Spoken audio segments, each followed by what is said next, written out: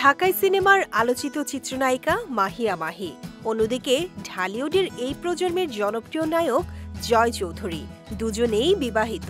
তবে সম্প্রতি স্বামীর সঙ্গে বিচ্ছেদ হয়েছে মাহির। এরপর সন্তান ফারিসকে নিয়েই থাকছেন তিনি। এদিকে ভালোবেসে নায়িকা নীরকে বিয়ে করেছেন জয়। তাদের সংসারে রয়েছে একটি সন্তানও।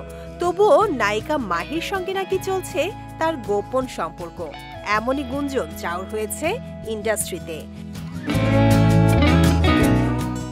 সম্প্রতি একটি টেলিভিশন সাক্ষাৎকারে অংশ নিয়েছিলেন এই দুই তারকা।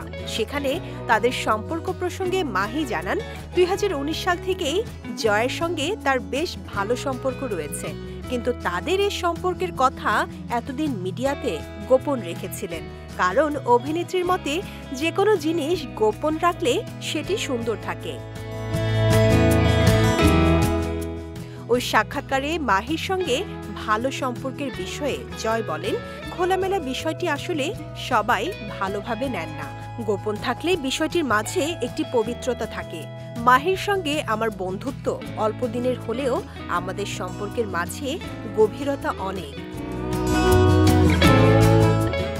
সাক্ষাৎকারটি প্রকাশের পর থেকেই নতুন করে আবারও আলোচনায় এই দুই তারকা। তবে বিষয়টি নিয়ে গণমাধ্যমের প্রচারে বিরক্ত হয়ে 15 এপ্রিল রাতে সামাজিক যোগাযোগ মাধ্যমে ক্ষোভ উগরে মাহি বলেন, আমি খুবই অবাক নামি দামি পত্রিকার আজব আজব হেডলাইন দেখে।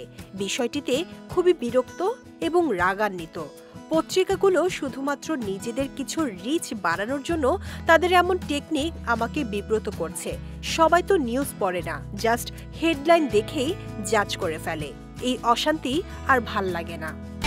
একমাত্র ওয়ালটন এসি দিচ্ছে 1 বছরের রিপ্লেসমেন্ট গ্যারান্টি এবং কম্প্রেসরের 10 বছরের গ্যারান্টি। অনেকদিন ধরেই চলচ্চিত্র থেকে দূরে ছিলেন অভিনেত্রী মাহিয়া মাহি।